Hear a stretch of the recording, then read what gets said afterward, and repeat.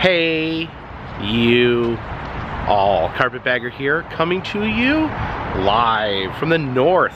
More specifically, we are in Portland, Maine, and even more specifically than that, we are in front of the International Cryptozoology Museum here in Portland. Now, years ago, I visited the International Cryptozoology Museum. They were at a different location here in Portland. Unfortunately, when I visited, they were in the process of packing up, so a lot of the exhibits were in boxes ready to be shipped to this location here. So I finally made it back to check out the new location. Now, the International Cryptozoology Museum, it's actually run by a respected cryptozoologist, Mr. Loren Coleman, who has a vast amount of research into the cryptozoology field. Someone who has given their life to studying cryptids and discovering if they're real, exploring the history and culture around them. So I'm very excited to head in. However, there is strictly no filming allowed inside the Cryptozoology Museum. However, they do allow you to take still photographs. You're allowed to take as many photographs as you want. So I'm gonna go in and I'm gonna look around, take some pictures, and I'll come out and I'll show you what I have seen on the other side. So please follow me. You can see the carving of the Sasquatch out in front. They have on their sign, they have the coelacanth, which is very interesting because you think they may have gone with a logo of a famous cryptid like Sasquatch or Mothman or the Loch Ness Monster, but they actually use the coelacanth, which is a real, live, 100% confirmed creature, no longer a cryptid, but it was thought to be extinct, but later found swimming off the coast of South Africa, having thought to have been extinct thousands of years ago, turned out to still be alive. So it's kind of like some basis for their work and research. The coelacanth shows that an animal that people think is gone, no longer exists, can still be around. All right, guys, I'm headed in, and I will see you on the other side. All right, so first off, I loved it. The International Cryptozoology Museum, great little museum, great display. It's a very small space, but they pack a lot of interesting things in there. And one thing, Loren Coleman, the curator, the cryptozoologist, he's not afraid to debunk things. He's not afraid to say that he doesn't believe something to be an actual living cryptid. There's points in there where they talk about things likely being something else, or DNA evidence showing that a particular researched cryptid did not turn out to be authentic. So a very scientific approach in some ways, but also they also respect the legends that come with these cryptids, even if there's not a lot backing up these legends as being necessarily true. They still embrace the culture and the legends that go around them. So they do include some cryptids that may not necessarily be, that tend to be more in the realm of folklore or legend rather than hard scientific fact. And they do spend a good time talking about animals. I think they call them the cryptids of yesterday, the animals that used to be cryptids, but then were discovered. A surprisingly large amount of animals that were thought to either be extinct or the scientific community just simply didn't know about, that were later revealed to be 100% real. So let's get into the slideshow. Now, as we step into the museum, you can see, kind of a narrow space, but just absolutely every wall, every case, just packed with interesting things. You see the coelacanth all over the museum here. As I said, the coelacanth is kind of the inspiration and the logo for the museum They, you know, the coelacanth, a fish that was thought to be extinct thousands of years ago, but turned out to be 100% alive and is still alive today, even though they're very rare to find. Now here is the orang pendek. This is a I don't know about this. This is a from the island of Sumatra. This is of course a replica here of the orang pendek as being a human-like creature, but almost a little different from the traditional Sasquatch. You can see his actual like hairless face there. There's some footprints and handprints from the orang pendek with a replica of their skull. This case here talks about one of my favorite cryptids, the Hopkinsville goblin. They landed in a spaceship. They attacked a farmhouse and had to be fought off with guns. Kind of, I've said before, they're kind of the cryptid version of the gremlin, and they actually have a gremlin here right on top of the case. And here is a carving from the 1930s in Mozambique that looks almost exactly like the Hopkinsville goblins. Also in this case, they have some other, you know, goblin-like creatures, including the critters there from the Critters movies, the Pokey Hokey and the Puckwudgie over on the edge of the screen there. There's the Puckwudgie. Some more little ghoulish, goblin-like cryptids of legend.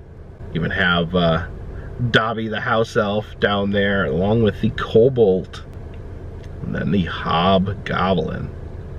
We have a statue of the dodo, the bird that was famously made extinct by humans. But they actually talk about how that it is possible that the dodo's still around. There has been sightings of the dodo, which I find that very, very fascinating. Also, we talk about the thylacine, another extinct animal. This animal did go extinct while humans, you know, while in modern times, basically. There's actually video footage of the thylacine in existence. But there's always been sightings. People always talking about the thylacine being a real live animal. Here is I guess a thylacine rug that's pretty amazing. He says this is from 1824, and I don't know what this possum is doing here, but I guess he's just visiting, because no one would mistake a possum for a cryptid. There's some raccoons up here too. I think I just think they're just using a little bit of taxidermy to spice up the place. Next section here talks about cryptids in cinema. So these are not cryptids in the sense that people in real life think that they're real, but cryptids that were portrayed as cryptids in movies. Of course, the creature from the Black Lagoon, a notorious movie monster, was a cryptid from the Amazon. Some little pop culture items from the creature from the Black Lagoon. Also, King Kong, a cryptid, a giant ape found on a mysterious island, and of course, Godzilla himself, a cryptid coming up out of the ocean. This case here has different animals that were formerly cryptids, such as the mountain gorilla in 1902. So the gorilla was only discovered in 1902, which is crazy. So that's often pointed as how something can be living on this planet and we don't know about it. Also, some other things here, such as the giant squid that was the legend of the Kraken, but now is known to actually exist, and the giant panda, which apparently, I didn't know that giant pandas apparently were a thing of legend until they were confirmed. They had this Ninja Turtle here saying that the Teenage Mutant Ninja Turtles were based on an ancient Japanese cryptid called the Kappa, which I did not know that. That's pretty fascinating. Now they have an exhibit on the Montauk Monster. This is something that I was fascinated with when it happened. This very strange looking corpse washed up on the beach in Montauk, New York. Although they do say right here in the exhibit that it was later determined to be a raccoon. They just had all its skin that had come off and turned it into a horrific beast, Easter Island head, and some various tiki-related items. Now this is the Dover Demon, and what makes this interesting and special to the International Cryptozoology Museum is Loren Coleman, the owner of the museum, was actually the investigator, the first investigator to investigate the Dover Demon, and actually gave it the name of the Dover Demon. And it was Dover, Massachusetts. Several people over the course of a single night saw this thing crawling around. People very disturbed, kind of has an alien-like appearance to it. And then heading into the Sasquatch section, and they had a lot on Sasquatch here. Obviously, Mr. Loren Coleman done a lot of investigating on Bigfoot. Here we get to see a exhibit on cryptoscatology. We see some normal-sized turds from different animals, and then compared to the Bigfoot turd, which apparently Bigfoot, according to this display, has the biggest turd of any living animal. That is an incredibly large turd compared to all these other turds. Here's a snake skin that was actually floating in a river and was mistaken for a river monster. Here's Loren Coleman, the owner of the museum. It says that he was apparently bombarded with questions during the National Clown Frenzy. Does anyone else remember the National Clown Frenzy? I certainly do. I did a video where I went out to the actual neighborhood where the Clown Frenzy started, when there was sightings of clowns all over the country. And this is interesting. It talks about fakes and hoaxes being a valid part of cryptozoological history. So actually it has exhibits on things such as the jackalope. You know, I love these types of creatures, even if they're not, you know, even if they're a less serious version of cryptids. Love the jackalope. There's some Wolpertingers down there, which are kind of the a cousin of the jackalope from Germany, but tend to have more features of other animals added on in addition to the antlers. And then, of course, one of my favorite things of legend, the hodag, all these little hodag statues. Of course, the hodag never entirely meant to be taken serious. The whole thing was pretty much a giant prank, but it has lived on in legend ever since. And I don't know what this is, some sort of alligator turtle creature. Looks like something from the Abita Mystery House. There we have a little tiny display on the Snallygaster, which is this flying winged dragon-like creature that I definitely need to find out more about. The Snallygaster. I'd heard there's actually going to be a Snallygaster museum. I need to look more into that. And this on the wall is a Jenny Hanover. They take a ray, like a ray type fish, and cut the body to make it look like a strange, unusual, alien-like creature. And of course, the fur-bearing trout. You can't talk about ridiculous cryptid legends without talking about the fur-bearing trout. Here we have the Jersey Devil, which is cryptid with a huge legend behind it of a woman whose 13th child, she said it might as well be the devil. And then she gave birth to a horrific, horse-faced, kangaroo-like demon that shot out of her womb and directly up the chimney, and has terrorized people ever since. Now this is a cryptid I didn't know about, the Spectre Moose of Maine. It says it to be a 15-foot tall, giant, pure white moose that would vanish, that hunters would spot while they are out hunting. This is the Turner Terror. You actually have the Turner Terror there in a jar. A mysterious carcass found, however, was investigated by Loren Coleman, who said it was a dog, and then they DNA tested it, and it was a dog. Talks about the giant beavers. Of course, prehistoric beavers lived during the Ice Age. This shows the comparison, how big beavers were compared to people. Some sightings of the giant beaver apparently still appearing. This is the Mongolian death worm, a sandworm-like creature you'd see in like Tremors or Beetlejuice, and apparently it tunnels underground and can spit burning acid. Got the chupacabra there. Of course, you know, from what I've seen, there are two distinct types of chupacabra. The Texas chupacabra, which is more like a hairless dog or wolf, and the Puerto Rican chupacabra, which is more of a alien-like creature with spines going down its back. Of course, the chupacabra become an important part of pop culture in Puerto Rico. So you can see a Mexican lucha mask of the chupacabra there. Another one I'd not heard of, the mapping guari, which some believe is actually a giant land sloth that is still alive. I hope giant land sloths are still alive. They're probably my favorite Ice Age creature. Big scary wolf here. The talking about the beast of Bray Road and some of the other Dogman legends. Onto Makola Membe, the sauropod dinosaur, reported to be living in the jungles of Africa.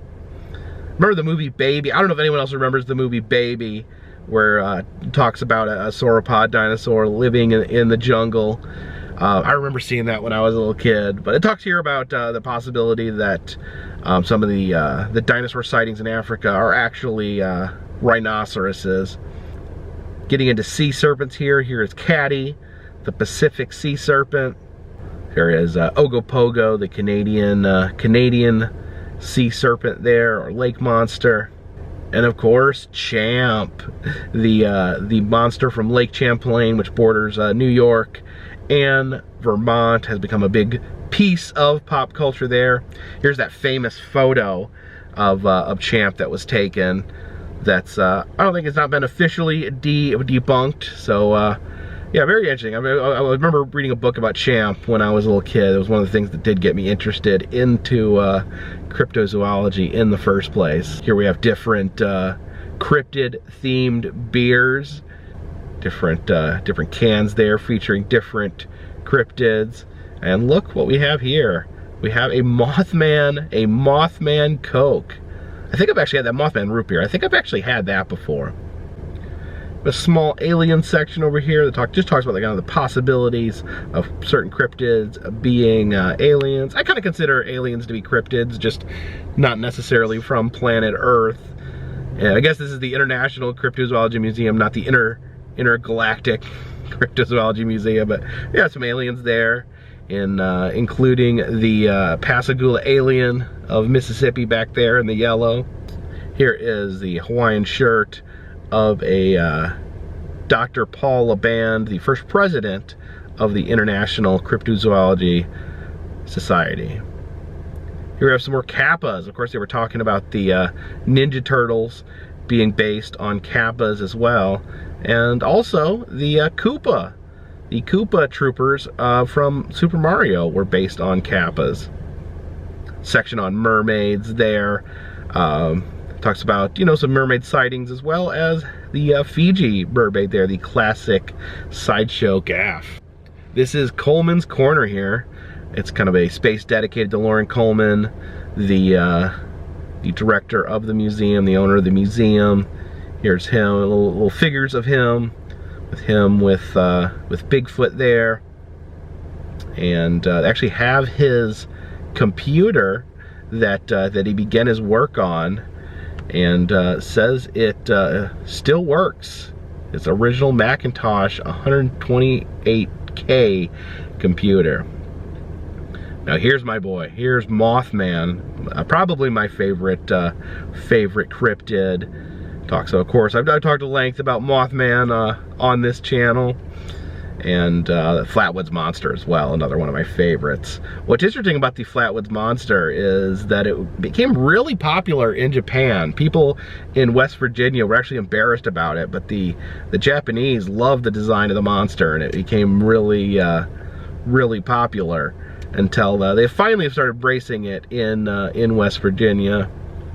Here's a Legend of Boggy Creek, classic movie about Sasquatch And I think that I've heard a lot of people that I've not seen it myself, but I've heard a lot of people say that it created their interest in cryptids. Here's the skunk ape of Florida. I have that book there. You buy it at the Skunk Ape Research Center in the Everglades. A big taxidermy display over here. We have an artist's rendition of the colossal squid, you know, often mistaken for the mythical creature, the Kraken. There's a reproduction of Mothman here. And then if you see there behind Mothman, we have a Civil War soldier.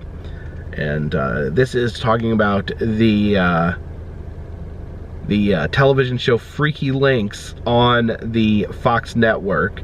Apparently they used this model here to show Civil War soldiers holding a pterodactyl, and the photo actually went viral. People thought it was a legitimate photo, not just something used for a television show.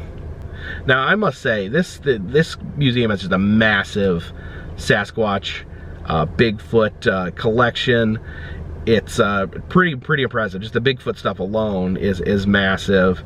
Here we see a CSI investigation of Bigfoot, where they kind of study the shape of his head and how it's different from people. Talks about the Georgia Bigfoot hoax. That's when these guys packed an old Bigfoot costume full of rotten meat and froze it, and it was all over the news. People thought that was going to be the first Bigfoot captured. I remember I was really excited about it. They're supposed to be on Good Morning America, and then they ghosted them. They no-showed, and it turned out the whole thing was a hoax. I've actually seen the real suit. It's at a small museum in Middlesboro, Kentucky. Have the pop culture section on Bigfoot. One thing I found, this country, as I travel, everywhere in this country, no matter where you go, people love Bigfoot. He's kind of the cryptid that belongs to everyone. You know, certain areas claim cryptids. Bigfoot has gotten to the point where you almost, certain regions can't claim him because everybody loves Bigfoot. See the Yeti himself, also very popular with all these plush Yetis. I guess people just consider the Yeti himself to be very cuddly. Of course, the Bumble from Rudolph, and if you look at that Matterhorn bobsled Funko Pop, I actually own that because I love the ride and I love Sasquatches. You see a little baby Bigfoot there. I guess this is the box that the baby Bigfoot arrived in. It was captured in upstate New York. And here's the selfie spot where you can get your photo with Bigfoot there. And it's actually the Crookston Bigfoot, the specific Bigfoot. And you know, it's down here by Bigfoot's feet. He has some little helpers, including this raccoon eating some peanut butter. This here is a tranquilizer gun used to hunt Bigfoot, apparently unsuccessfully. The suggestion box. I remember this. I saw this kid and his dad having a heated argument where the kid was like trying to come up with something to suggest, and the dad was telling him, if you don't have a real suggestion, you don't need to write anything. And the kid's like, should I say that? And the dad's like, no, you really don't need to put anything in there unless you have a real suggestion. And it's a whole back and forth. In the gift shop, there's a 1/64 scale model of the International Cryptozoology Museum. And this is not the museum we were just in. This is a different layout. I don't know, this may be the new Cryptozoology Museum, because I heard that they are moving to a new location in Bangor. They're actually, the gentleman running the front end told me that they were in the process of getting ready to pack up and move the museum to Bangor. So that may be the new facility. Oh yeah, it is the gift shop. I also spotted this. This is an animatronic chimpanzee head that I've come across multiple times. I always think it's so insane. I definitely want to get one of these myself. All right, so that was the International Cryptozoology Museum. Of course, I wish I could have filmed inside, but I am gracious to them for allowing me to take pictures. And they were generous enough. The gentleman behind the counter, he was familiar with my videos, and he gave me this book written by Lauren Coleman, Mer Beings, True Story of Mermaids, Mermen, and Lizard Folk. So thank you for that. I definitely would recommend anyone in the area come visit this museum. It's really a fully rounded experience with all the different cryptids, and it incorporates the actual science. Like I said, they're not afraid to declare stuff to be unlikely or not real, but they, at the same time, they embrace the folklore, the culture, the ideas around all these different creatures, including creatures that dip more into folklore. So I think that's a really great way to look at things. So now that we have enjoyed the Cryptozoology Museum, where people have hunted monsters and brought back evidence, I think we're gonna go on a different type of monster hunt. Let's go.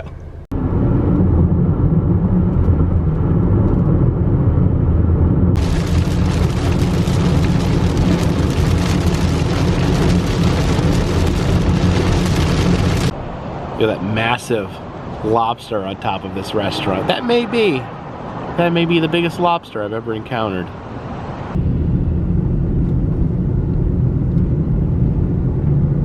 And we have landed here in Booth Bay, Maine, here at the Coastal Maine Botanical Garden. I said we were going on a monster hunt, and today we are hunting trolls. Here at the Coastal Maine Botanical Garden, they have a set of Thomas Dambo trolls. And if you've been following my channel, I've been trying to visit as many of the Dambo trolls as I possibly can. Thomas Dambo, an artist who builds trolls, gigantic trolls, out of recycled wood, and has made quite a few displays across the United States, which I'm slowly trying to see. I found out there is a cluster of trolls here at the Botanical Gardens, so I wanted to try to hunt them down. Let's go find some trolls. All right, we got our map right here. See, the Guardians of the Seeds by Thomas Dambo. So on this map here, it shows us where the different trolls are. It did say that they are quite spread out. So we're gonna, it's like the trolls are all on these back trails here. So we're gonna see if we can find some trolls. They're denoted here with the footprints.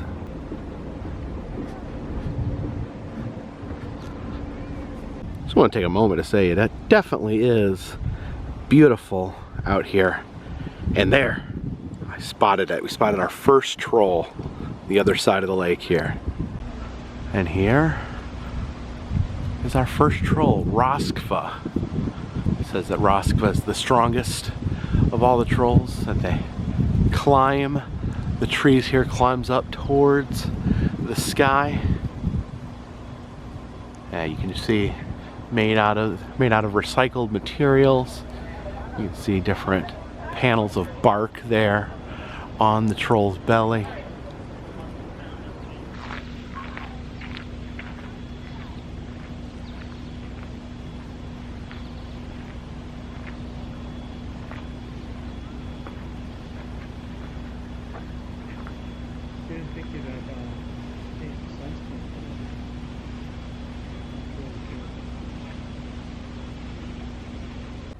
So Roskva is the troll of the trunk of the tree. I guess each troll represents a different section of the tree.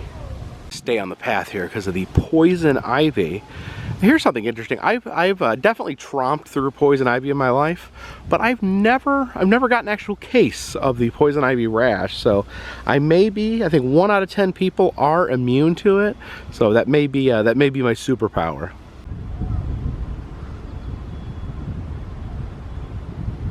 Have a food truck over here, and I did grab a can of water for the long trek ahead.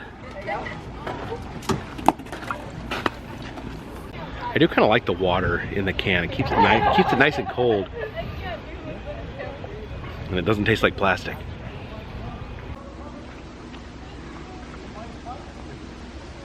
See, each troll has their own informational plaque.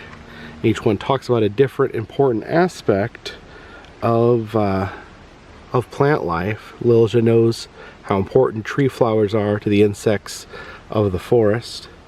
And it says, just last summer, Lilja came from her hiding place, the youngest of the trolls. She's still a child.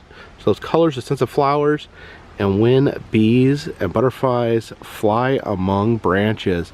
And here is Lilja, the baby troll. I don't know if I've seen one of the trolls that's like in baby form. Very cool. You can see the big troll foot there. Lilja almost looks like she's reaching out in order to give us a hug. And again, you look closely, you can see the recycled wood there on the face. All this is reclaimed wood, split up and turned into trolls. Looks like a different color there used for her head, and then trickling down her belly.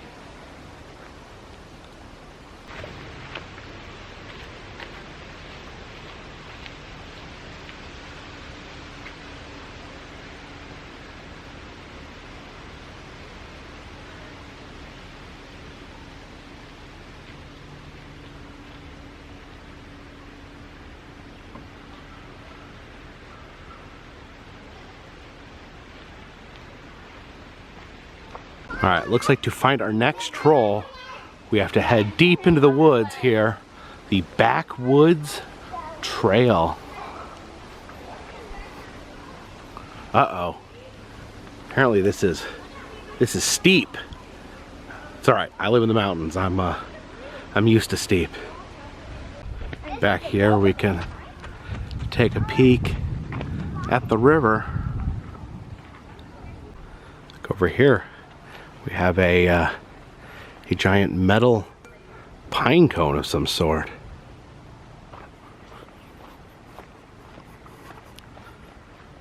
Over here is Burke. Now Burke is the wisest and most mysterious of the trolls. He hides in the shadows and listens to the whispers of the soil. He knows everything that happens in the wild, and every day he tells tales to all the other creatures of the forest.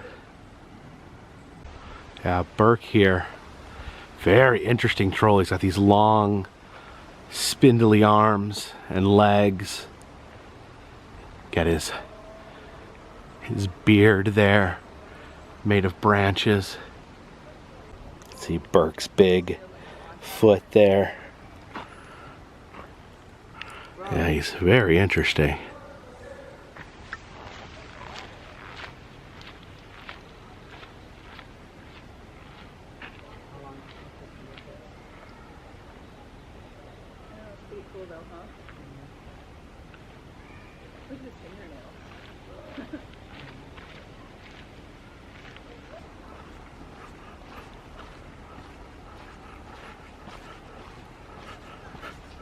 So not only are these woods full of trolls, they're also full of fairies. This is the fairy village, and it gives instructions on how to build a fairy house. You can see these fairy structures have been created here. Some oyster shells in there. There's a little fairy hut over here. Yeah, this is pretty neat. You see every little nook and cranny here has been turned into a little fairy dwelling. They encourage guests to help make these dwellings there. Little fairy cottage there. Oh yeah, there's one in the crook of the tree here. See the oyster shells on the roof. This is very, very cool. Some baskets out here so people can gather supplies to make their own fairy houses.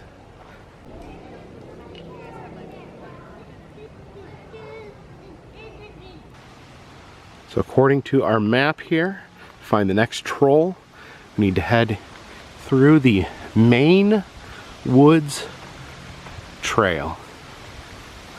And here is Soren. He is the troll of the branches. He climbs in the branches of the trees. Looks like he's in the middle of falling from the trees. You can see him landing on his bottom there as he plummets to the earth. I like his head kind of looks like the Wicker Man. We are, honey. She's just got to turn around. Here, let's come with, go to the shuttle stop.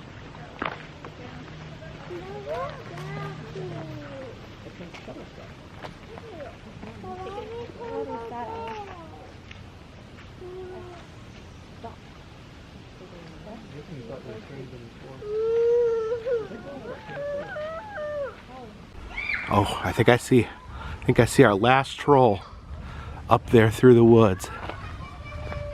All right, we're about to meet Grow, the troll of the leaves. Grow is a wanderer. Every fall she disappears, much like leaves. Trolls are not worried because every spring she returns to the forest. And here's Grow meditating on top of the rock there. She reminds me of another of the Dambo trolls, Leo the Enlightened. It sits on top of a mountain meditating in Tennessee.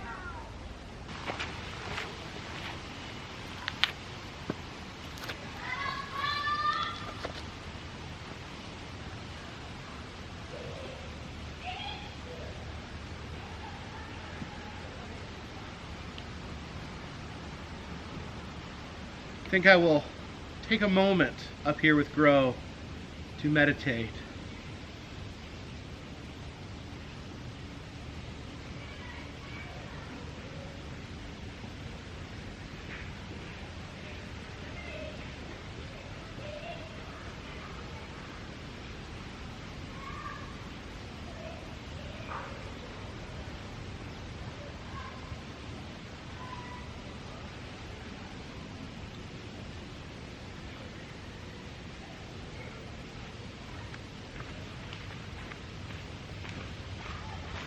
So these trolls here, the guardians of the seeds, actually holding a secret. We have a codex here to break the code to find out where they're actually hiding the seeds. And bear with me here because I did not bring a pen, but each troll represented a different part of the tree. So you got to fill that part of the tree in, and then take the blue circle. You take the letter there. So Soren was the troll of the branches. Lilja was the troll of the flowers. Grow is the troll of the leaves. Roskva is the troll of the trunks. And Burke is the troll of the roots. So imagine that's filled in, and we take the letters in there, and it spells out heart. So we find the seeds at the heart. It says, look at the map here, and we are over here, and you look over here, there is a heart way over there. Oh my goodness, I guess we'll head in that direction.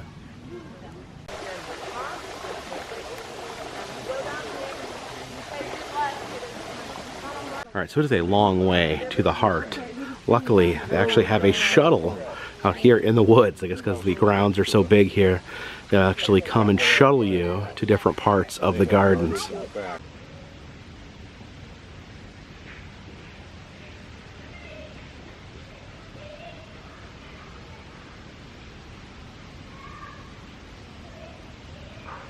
Which one? Here, down at the Bear River, the one that's sitting down. The other thing my family loves to do at Bear is to have everyone sit on one. Alright, so we have taken the shuttle back to our starting point. But now it is time to find the heart. The trolls, furthest troll was over here, took the shuttle back to here. Now we gotta head out in this long windy trail all the way to there. And this is interesting. In this tree there's a dangling stone owl hanging from the tree. All right, looks like we're supposed to take a left here. Okay, we are in a little bit of a time crunch. The Botanical Gardens closes in about an hour and a half. We've got a long walk ahead of us. So I think I have enough time to make it out to the seeds and then make it back to not be locked in the Botanical Gardens overnight. Yeah, this is a much narrower, much less developed trail than the one we were on earlier. Gotta cross this creek here.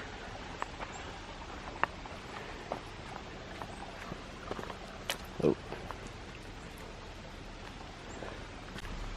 Here's a deer fence. I guess we gotta be careful not to let the deer out of the forest. There we go. All right, yeah, make sure those deer don't get away. Okay, so here the trail splits. We have Brook Trail, which is steep and uneven. We have Cedar Ledge Trail, which is also steep and uneven, but I think this is where the heart is. You know, all the crazy and unusual places I travel in this country. It's really fun, but sometimes it really does feel nice just to go for a walk in the woods. And here we are. We have found the hidden seeds. The trolls were guarding the seeds. We unlocked their riddle. And you can see these different seeds here affixed to the rock. All different styles of seeds. Oh, there's like one of those helicopter seeds that comes twirling down.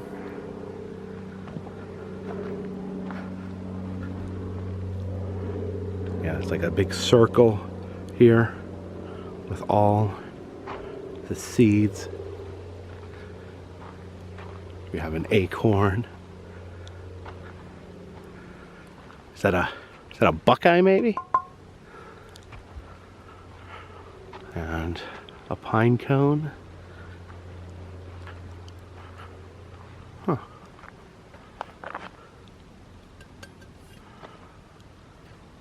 And here's the key here. These are these seeds, I guess, represent the past, present, and future diversity of the forest of Maine. So these are all local seeds. So the trolls are protecting these seeds to help protect the forests of Maine. So very peaceful out here where the hiding place of the seeds. I can see why Thomas Dambo put them out here. You know, they're much harder to find than they would be if they were in some of the more traversed parts of the Botanical Gardens. This is kind of like a more primitive trail that takes you out into just the deep woods. And here they are, all the seeds of Maine preserved by the trolls. And my quest continues to find all the Thomas Dambo trolls. There's a new one in Vermont. I'm trying to figure out a way to swing by there, and oh, there's some bugs in the woods. Trying to find a way to swing out there at some point and see him. I saw the new one in New Jersey that he put up. I went there after I went to the Spirit Halloween. If you want to watch the end of my Spirit Halloween video, I find Big Rusty the troll, who's my favorite, by far my favorite Thomas Dambo troll. And there's going to be more. He's on the what is called right now called the Path of the Bird King, where he's building trolls across the United States as he heads west. So, oh, I just got a mosquito bite out here in the woods. But thank you guys so much for coming along with me on this journey. Definitely, I have a strong passion for these trolls, for this artwork. It really speaks to me. But thank you so much. If you like these videos, please subscribe. I travel around the country filming roadside attractions, amusement parks, museums, haunted houses, and other fun random stuff. If you'd like to help support this channel, consider contributing to Patreon. $3 or more will get you a postcard once a month from me to you. There's so many mosquitoes out here. I guess as I'm standing still All the mosquitoes of the woods have come to drain the blood from my carcass. But also, we have enamel pins in the Etsy shop and doing personalized messages on Cameo, birthdays, anniversaries, just for fun, whatever you guys like. And all that information is in the description of this video. And all that helps keep this train on the track, this boat in the water, and this troll high in the tree branches. Till next time, my friends, this one's in the bag. Now, as we exit through the gift shop, look what they have. They have t-shirts here with the Guardian of the Seeds trolls on there. Oh my goodness, I think I'm gonna have to get one of these. I don't know, I think of all the trolls, I think Burke, big weird Burke might have been my favorite.